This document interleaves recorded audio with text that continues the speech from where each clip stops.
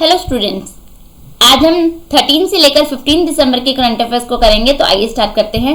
सबसे पहला पॉइंट जो हमारे पास गिवन है वो है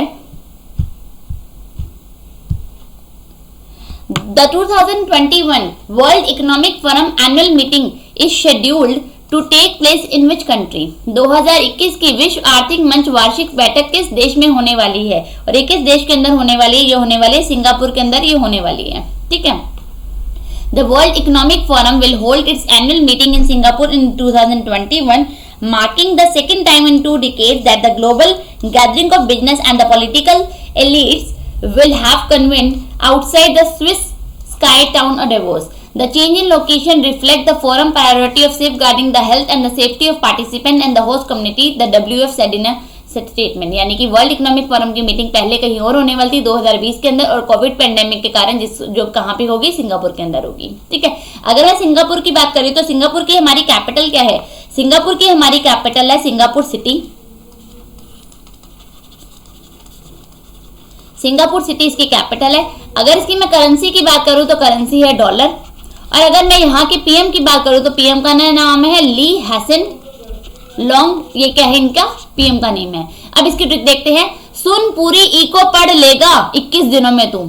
सुन पूरी इको पढ़ लेगा ना तो 21 दिनों में, यानी कि सुन पूरी, यानी कि सिंगापुर क्या कर रहा है? 2021 की हमारी क्या करेगा? वर्ल्ड इकोनॉमिक फोरम की मीटिंग हेल्ड करेगा या इसकी होस्टिंग करेगा। अगला पॉइंट नेक्स्ट है हमारे पास, which country has been projected to the fastest growing economy in the Asian region in the calendar year 2021 as per the नॉर्मरा।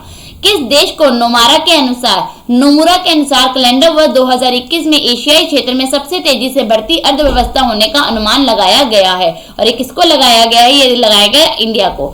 The Japanese research and brokerage house Nomura has projected India to be the fastest growing Asian economy in 2021. Nomura has estimated the gross domestic product GDP for the calendar year at 9.9%. For the calendar year 2020, Nomura expect the GDP growth at 7.1% negative. मतलब किस country को बोला है? नुमेरा ने ये बोला है India जो है फास्टेस्ट ग्रोइंग इकोनॉमी है एशियन रीजन की हमारी। ठीक है। अगला, When is Human Right Day observed? मानव अधिकार दिवस कब मनाए जाते हैं? और दिन मनाते हैं हम हर साल 10 दिसंबर को दिन मनाया जाता है। ठीक है। इस साल की जो हमारी थीम थी वो थे recover better stand up for the human rights. क्या थी हमारी इस साल की? इसकी थीम थी। सारे हम डेट्स के पॉइंट लास्ट में डिस्कस करते हैं, आज भी हम वैसे करेंगे, लास्ट के अंदर सारी ट्रिक्स एक साथ देख लेंगे। ठीक है। अगला पॉइंट है हमारे पास, Indian player Parthiv Patel has retired from all forms of cricket. He played for which team in the domestic cricket? भारतीय खिलाड़ी पार्थिव पटेल ने क्रिकेट के सभी रूपों से संन्यास ले लिया। उन्हें घरेलू क्रिकेट में किस टीम के लिए खेला था? और घरेलू डोमेस्टिक खेला था उन्होंने गुजरात के लिए खेला था। ठीक है। इन्होंने क्या की है? इन्होंने अनाउंस की है कि ये रिटायरमेंट ले रहे हैं ऑल फॉर्म्स ऑफ क्रिकेट से। The youngest wicket keeper to make a test debut, Parthiv represented India in the 25 test, 38 ODIs and 2 T20 ODIs। A gritty left handed batsman. इन्होंने बोला है कि ये क्या कर रहे हैं? इससे अपनी रिटायरमेंट ले रहे हैं। ठीक है। अगला नेक्स्ट है हमारे पास, शेख सबा अल खालिद अल अहमद अल सबा was reappointed as the prime minister of which of the following countries? Sheikh सबा अल खालिद अल अहमद अल सबा को निम्नलिखित में से किस देश के प्रधानमंत्री के रूप में नियुक्त किया गया है? ये नाम की बजाय लगता है पूरे इनके बहुत बड़ा नाम हो गया है। ठीक है। चलो हम ऐसे याद करेंगे, शेख सबा अल खालिद अल अहमद अल सबा। ठीक है। पहली बात, ये कहाँ किस कंट्री के हैं? ये किस कंट्री के बने? ये बने हैं हमारे कुवैत के बने हैं। ठीक है। अब इसको लर्न करने का तरीका क्या बनाते हैं? इनको लर्न करने का तरीका हम बनाते हैं, अरे हम कुवैत जाएंगे, हमसे बनेगा हमद, हम इसका हमद याद रखते हैं, यानी कि हम कुवैत जाएंगे, यानी कि हमारे जो हमद अल सबा जो है हमारे दोबारा से प्राइम मिनिस्टर बने हैं कुवैत के। ठीक है। कुवैत की कैपिटल क्या है? इसकी कैपिटल है कुवैत सिटी, और इसकी करेंसी है दिनार। क्या है इसकी करेंसी? दिनार है। ठीक है। अगला, which of the following country has replace the Maldives as the host of 2023 Indian Ocean island games? निम्नलिखित में से किस देश ने 2023 हिंद महासागर द्वीप खेलों के मेजबान के रूप में मालदीव्स को बदल दिया? पहले मालदीव्स इसकी होस्टिंग करने वाला था, अब इसकी होस्टिंग कौन करेगा? 2023 के अंदर इसकी होस्टिंग करेगा मैडागास्कर। ये क्या करेगा? इस बार इसकी 2023 की हमारे इंडियन ओशियन आइलैंड गेम्स की मेजबानी करेगा। ठीक है। The event had been awarded by the Maldives last year, but the member of Indian Ocean Island Game Federation wanted to move the games to Madagascar. इन्होंने डिसाइड किया वहाँ पे होंगे ये। ठीक है। मैडागास्कर की कैपिटल क्या है? एंटनरिवो क्या है इसकी कैपिटल है। इसके जो प्रेसिडेंट उनका नाम है एंड्री राजोलिना और यहाँ की जो करेंसी है वो एरआरई क्या है? एरआरई, ठीक है।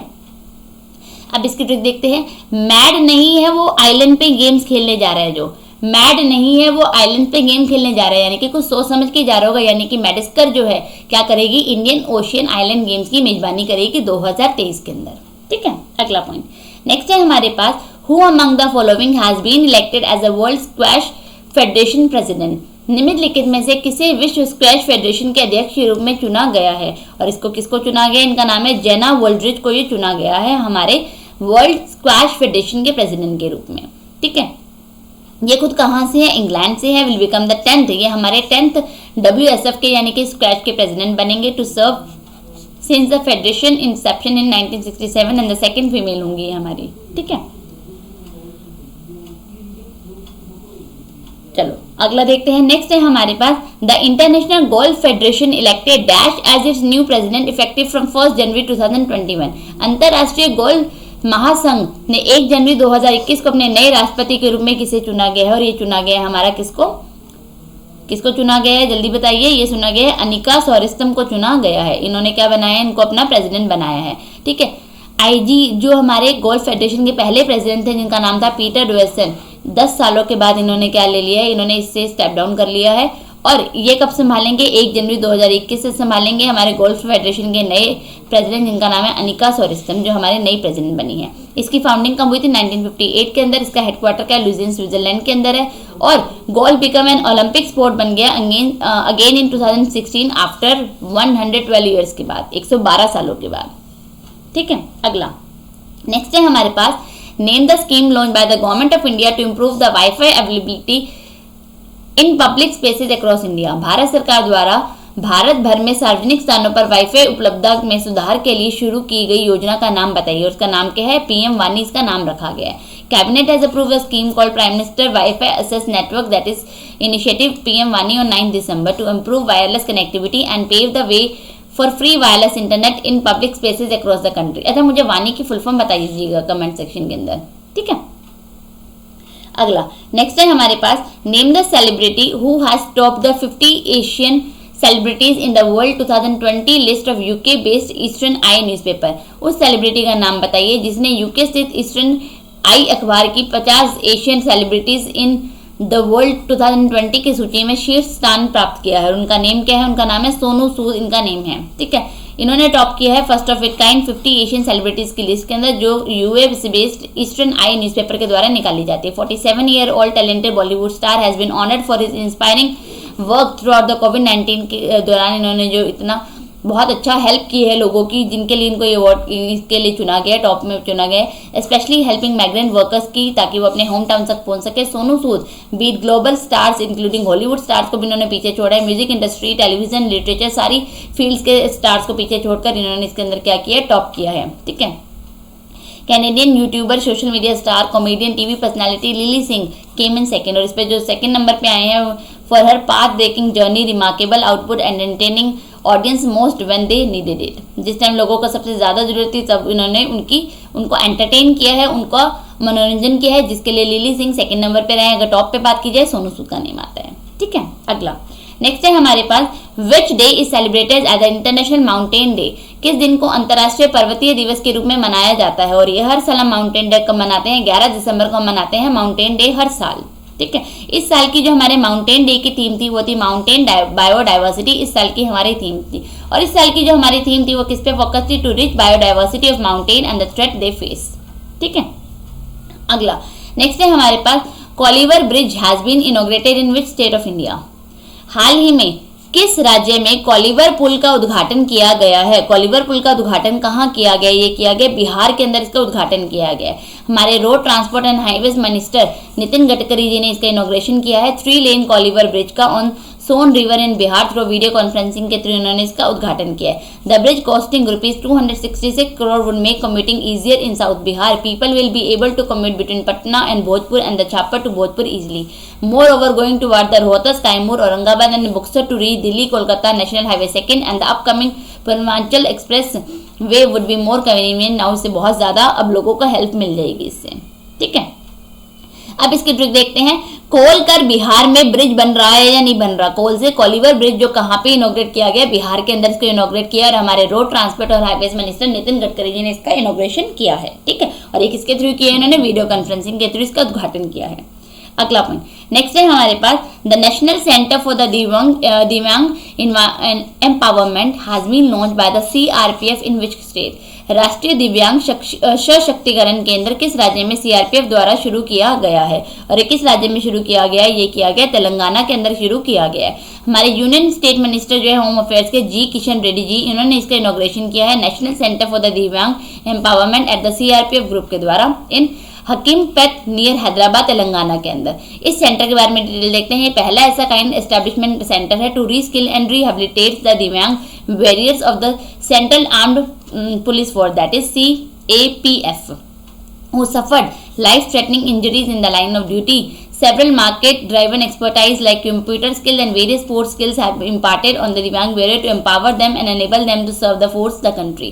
ठीक है। अगर मैं हमारा CRPF central reserve police force की बात करूँ, इसके हमारे डायरेक्टर जनरल का नाम है AP महेश्वरी थी। इसका हेडक्वार्टर कहाँ है? नई दिल्ली के अंदर इसका हेडक्वार्टर है, ठीक है।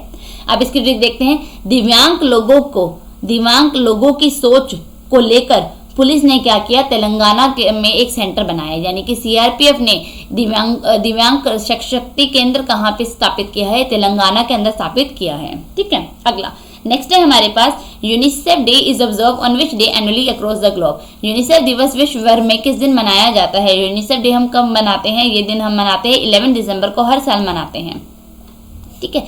अच्छा, इसकी फुल फॉर्म क्या है? मुझे कमेंट सेक्शन में बताइएगा यूनिसेफ की फुल फॉर्म क्या है, ठीक है। अच्छा, पहली बार यूनिसेफ काम किसके लिए करती है? ये हमारे राइट्स ऑफ चिल्ड्रन, जो हमारे बच्चों के अधिकार हैं, उनके लिए काम करती है ये। अगला, which activity is the newest to be officially declared as the Olympic sports and slated to debut in 2020 Paris games के अंदर इसको क्या किया जाएगा?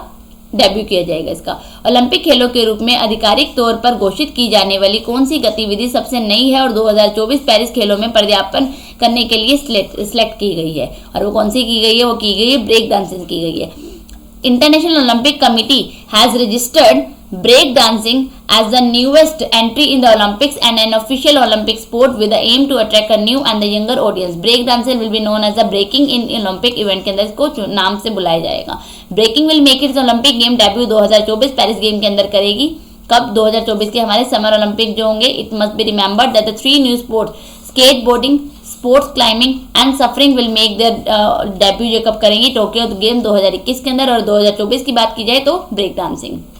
हमारे इंटरनेशनल ओलंपिक कमेटी का हेडक्वार्टर है लुसेन स्विट्जरलैंड में। इसके जो हमारे प्रेसिडेंट हैं उनका नाम है थॉमस बच और इसकी फाउंडिंग कब हुई थी? 23 जून 1894 पेरिस फ्रांस के अंदर, ठीक है।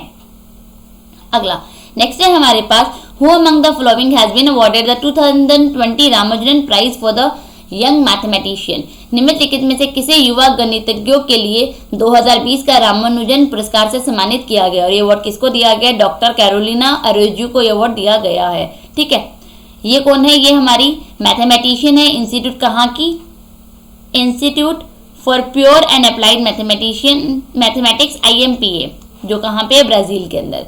हर work area focuses on the birational geometry which aims to classify and describe the structure of algebraic varieties. ये अवार्ड जो है टू अ रिसर्चर को दिया जाता है from a developing country, funded by the department of science के द्वारा दिया जाता है in association with the international centre for the theoretical physics के द्वारा and the international mathematical union के द्वारा, ठीक है। ये कैरोलिना अरेजू कौन है? who is the vice president of the committee of the for women in mathematics at the International Mathematical Union, is the first non-Indian woman mathematician to receive this prize and will be a role model around the world. इसका हमारे president कौन है? इसके हमारे जो president है उनका नाम है कार्लस क्राइंग, उनका नाम है। हेडक्वार्टर है बर्लिन जर्मनी के अंदर। जो इसकी हमारी पेरेंट ऑर्गेनाइजेशन है उसका नाम है इंटरनेशनल साइंस काउंसिल और इसकी फाउंडिंग कब हुई थी? 1920 के अंदर इसकी फाउंडिंग की गई थी, ठीक है। अब इसकी ट्रिक देखते हैं। कार से राम जी मैथ्स पढ़ने जाते हैं बहुत दूर, यानी कि राम जी रामानुजन प्राइज 2020 कार से कैरोलिना अरेजू को दिया गया है, ठीक है। अगला नेक्स्ट है हमारे पास, name the Indian athlete who recently honoured with sports person of the year in female category by FICCI। उस भारतीय एथलीट का नाम बताइए जिसने हाल ही में फिक्की द्वारा महिला वर्ग में sports person of the year से सम्मानित किया गया है। और ये किसको सम्मानित किया गया है? ये किया गया हमारा एलेवन वेलमरन को चुना गया है। इंडियन एथलीट बजरंग पूनिया और एलेवन वेलमरन को क्या चुना गया है? इसके लिए फिक्की के द्वारा sports person of the year चुना गया। फीमेल की बात की जाए तो एलेवन वेलमरन जो शूटिंग के लिए, और बजरंग पूनिया जो हमारे रेसलर हैं। ठीक है, और ये कहाँ पे चुना गया? FICCI India sports award 2020। ठीक है, इन दो एथलीट्स को चुना गया। अवार्ड बारे में देखते हैं, ये फिक्की के द्वारा दिया जाता है। फिक्की की फुटबॉल है federation of Indian commerce and industry to acknowledge and recognise the contribution of sports person and various stake holder who deliver excellent result throughout the year. ठीक है, अगले हमारे पास name the athlete who has recently been the sports person of the year in the male category. हम पढ़ चुके हैं, बजरंग पूनिया का नाम आएगा, सेम चीज है। ठीक है, हम पहले डिस्कस कर चुके हैं। अगला, Which of the following state has been honored with the best state promoting award by the FICCI? इसमें बेस्ट स्टेट जो प्रमोटिंग स्पोर्ट्स के लिए चुनी गई है उनका नाम क्या है? उसका नाम है हमारा मध्य प्रदेश है। यहाँ पे सारे पॉइंट है। फीमेल की बात की जाए तो एलेवन वेलमरन जो शूटिंग के लिए चुने गई हैं। मेल स्पोर्ट्स पर्सन की बात की जाए तो बजरंग पूनिया रेसलिंग में। बेस्ट स्टेट प्रमोटिंग अवार्ड की बात की जाए तो इसमें मध्य प्रदेश है। कोच ऑफ द ईयर की अवार्ड की जाए तो राधा कृष्ण नैयर जी एथलीट के लिए चुने गए हैं। मेल पैरा एथलीट चुने गए हैं सुंदर सिंह गुर्जर जेवेलियन थ्रो के लिए। बेस्ट फीमेल की बात की जाए तो सिमरन Sharma ji. National sports federation की बात की जाए तो नेशनल फेडरेशन ऑफ इंडिया और पैरालंपिक कमेटी को चुना गया है। और best private company promoting sports वो है अनिल कुंबले की फॉर टेनविक स्पोर्ट्स को चुना गया है। यहाँ पे मैंने आपको सारे पॉइंट बता दिए जो फिक्की के अवार्ड्स दिए गए हैं, जो टॉप 8 अवार्ड से मैंने आपको यहाँ बता दिए। एक बार इसको पढ़ लीजिएगा। अगला हमारे पास who has been named as a Time 2020 person of the year. Time 2020 person of the year के रूप में किसे नामित किया गया है? और इसमें किसको नामित किया गया? बोरिस जॉनसन को नामित किया गया है। ठीक है, the time person of the year in yet another great news for the Indian American US president Kamala Harris has been named the right at the top of the prestigious magazine list of US President elect Joe Biden and the Vice President elected Kamala Hassan। इनका नाम भी इसके अंदर दिया गया। अगर person of the year की बात की जाए तो उनका नाम क्या है? बोरिस जॉनसन की बात है। ठीक है, अगला नेक्स्ट है हमारे पास the world first satellite based narrow band internet of things services has been launch by which company. दुनिया की पहली उपग्रह आधारित संकलित बैंड इंटरनेट ऑफ थिंग्स सेवा किस कंपनी द्वारा शुरू की गई है? और किसके द्वारा किया गया? भारत संचार निगम लिमिटेड दैट इज बीएसएनएल के द्वारा इसको लॉन्च किया गया है। और इन्होंने पार्टनरशिप की है स्काइलोटेक इंडिया के साथ दैट इज स्काइलो के साथ की है to launch satellite based narrow band internet of things. The initiative is the first world satellite based जो है इन्होंने शुरू की है।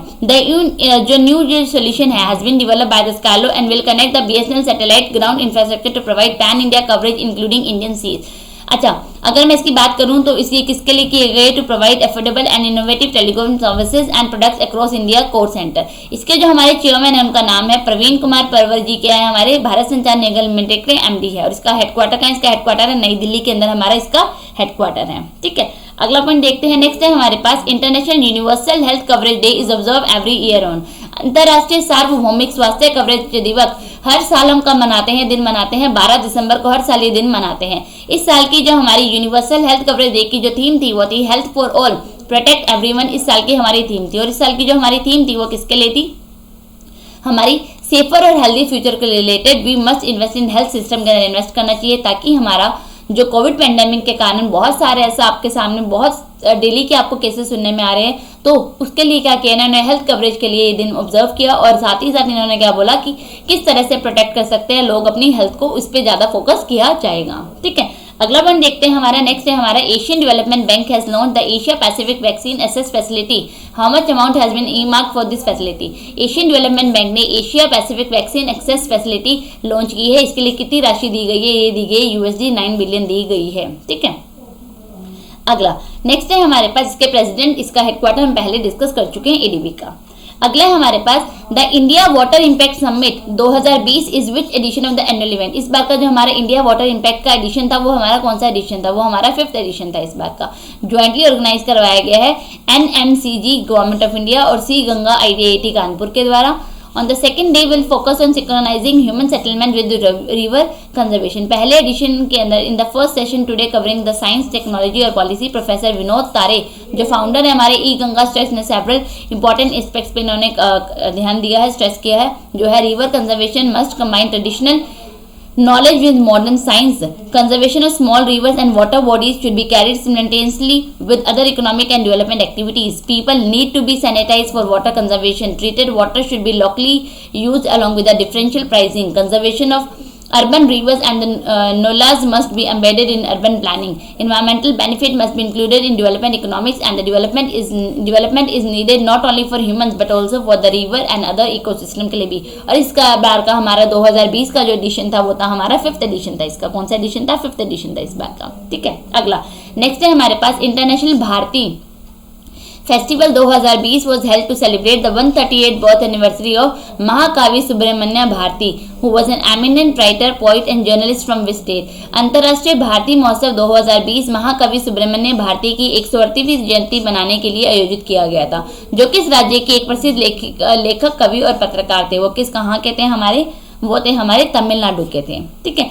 पीएम मोदी जी ने, प्रधानमंत्री मोदी जी ने इनको ट्रिब्यूट दिया तमिल पोइट और राइटर को सुब्रमण्य भारती जी को उनके 138 बर्थ एनिवर्सरी पर as he address the international Bharati festival on Friday उस दिन. एंड उनका जो वर्क से फियरलेस, प्रधानमंत्री Modi ji said that today youth can learn so much from the Bharati's work specially being courageous. उनसे बहुत कुछ सीखने को उनको मिलता है. मोदी जी ने बात बोली है. ठीक है. अगला है हमारे पास the UN international day for the neutrality is mark on which day annually. संयुक्त राष्ट्र अंतर्राष्ट्रीय तटस्थता दिवस प्रतिवर्ष किस दिन चिन्हित किया जाता है, और दिन हम हर साल का मनाते हैं 12 दिसंबर को. हर साल ये दिन हम मनाते हैं. ठीक है. इसके सबसे पहली बार ये दिन का मनाया गया था फरवरी 2017 के अंदर मनाया गया था, अडॉप्ट किया गया था इसको, और अब हर साल ऑब्जर्व किया जाता है 12 दिसंबर को. हर साल इसको ऑब्जर्व किया जाता है. ठीक है. अगला पॉइंट देखते हैं. नेक्स्ट है हमारे पास with which bank did ICICI Prudential makes a bank insurance partnership recently. हाल ही में आईसीआईसीआई प्रूडेंशियल ने किस बैंक के साथ एक साझेदारी की है? किसमें? बैंक इंश्योरेंस पार्टनरशिप की है. और इन्होंने किसके साथ साझेदारी की है? कि आरबीएल बैंक के साथ की है, यानी कि रत्नाकर बैंक लिमिटेड के साथ इन्होंने साझेदारी की है. आरबीएल बैंक और आईसीआईसीआई प्रूडेंशियल लाइफ इंश्योरेंस ने एक एग्रीमेंट किया है बैंक इंश्योरेंस. बैंक इंश्योरेंस क्या होता है? बैंक इंश्योरेंस होता है जब एक बैंक इंश्योरेंस के अंदर डीलिंग करता है, उसको बोलते हैं बैंक इंश्योरेंस. ठीक है. This alliance will enable over 8.7 million customers of RBL Bank to access and seamlessly purchase customer-centric protection and long-term saving product of the company and they provide financial security to themselves and their families. ठीक है. अगला next है हमारे पास Paolo Rossi who passed away recently belongs to which sport. Paolo Rossi जिनका हाल ही में निधन हो गया, वो किस खेल से संबंधित है? वो हमारे क्या थे? वो हमारे फुटबॉलर थे. ठीक है. फुटबॉल से रिलेटेड थे जिनका देहांत हो चुका है. और ये कहाँ से थे? इटली से थे जिनका देहांत हो चुका है, पोलो रोसी का. ठीक है. अगला पॉइंट देखते हैं. चलो ये लास्ट पॉइंट था हमारा. अब जो हमने अभी तक डेट्स के पॉइंट डिस्कस किए उसको डिस्कस कर लेते हैं. सबसे पहले हमने क्या पढ़ा? 3rd नंबर क्वेश्चन पे. 3rd नंबर क्वेश्चन हमने क्या पढ़ा था? Mountain day. माउंटेन डे हम कब मनाते हैं? 10 दिसंबर को मनाते हैं. उसके बाद हमने क्या पढ़ा था? 3rd नंबर क्वेश्चन हमारा था वो था ह्यूमन राइट डे, जो हम कब मनाते हैं? 10 दिसंबर को मनाते हैं. उसके बाद था हमारा 11 दिसंबर को हम क्या मनाते हैं? माउंटेन डे मनाते हैं. 11 दिसंबर को था हमारा माउंटेन डे मनाते हैं. उसके बाद जो हमारा क्वेश्चन आया था वो था हमारा 11 दिसंबर को, जो हम क्या मनाते हैं? यूनिसेफ डे भी मनाते हैं. उसके बाद हमने किया था 12 दिसंबर को. 12 दिसंबर को हम कौन सा डे मनाते हैं? हेल्थ कवरेज डे मनाते हैं, जो हमारा क्वेश्चन नंबर कौन सा था? 22 था. ठीक है. अगर मैं इसकी बात करूं ह्यूमन राइट डे की, तो 3rd नंबर क्वेश्चन था हमारा. 11th नंबर क्वेश्चन था माउंटेन डे वाला, और उसके बाद यूनिसेफ वाला जो क्वेश्चन था वो था हमारा 14th नंबर क्वेश्चन था. और उसके बाद जो हमने 22nd नंबर क्वेश्चन था जो हमारा हेल्थ कवरेज वाला था. ठीक है. यहाँ पे मैंने क्वेश्चन नंबर भी मेंशन कर दिए हैं. अब इसकी ट्रिक बता देती हूँ. मेरा राइट है माउंटेन पे जाऊंगी मैं. मेरा राइट है कि माउंटेन पे जाऊंगी या जाऊंगा मैं. मेरी हेल्थ के लिए मैंने इंश्योरेंस करवा रखा है. मेरी हेल्थ के लिए मैंने इंश्योरेंस करवा रखा है. तू न्यूट्रल रह, बस तू बोल मत कुछ भी, यू चुप रह. यानी कि मेरा राइट, ह्यूमन राइट डे मनाते हैं हम 10 दिसंबर को. माउंटेन पे जाऊंगा यानी कि जो दिन मनाते हैं 11 दिसंबर को. यू चुप रहे, न्यूट्रल है यानी कि यूनिसेफ डे हम मनाते हैं 11 दिसंबर को. मैंने अपना हेल्थ कवरेज करा रखा है यानी कि 12 दिसंबर को. और तू न्यूट्रल रहे, यहाँ पे एक न्यूट्रल डे रह गया जो हमारा क्वेश्चन नंबर है 26 नंबर क्वेश्चन पे आता है न्यूट्रलिटी डे, जो हम कब मनाते हैं? 12 दिसंबर को मनाते हैं. ठीक है. मैंने यहाँ पे आपको सारे डेट्स बता दिए हैं, साथ के साथ उनकी ट्रिक्स बता दी हैं, साथ ही साथ ये दिन कब मनाया जाता है वो भी बता दिया आपको. ठीक है.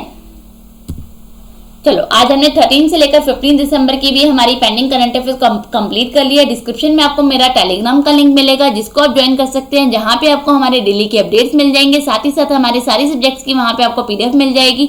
जो हम करंट अफेयर्स यहाँ पे डिस्कस कर रहे हैं इसकी पीडीएफ भी वहां पे आपको मिल जाएगी, तो आप उसको ज्वाइन कर सकते हैं। और हमारे साथ जुड़े रहने के लिए हमारे चैनल को सब्सक्राइब कीजिए, हमारी वीडियोज को लाइक कीजिए, शेयर कीजिए। Thank you.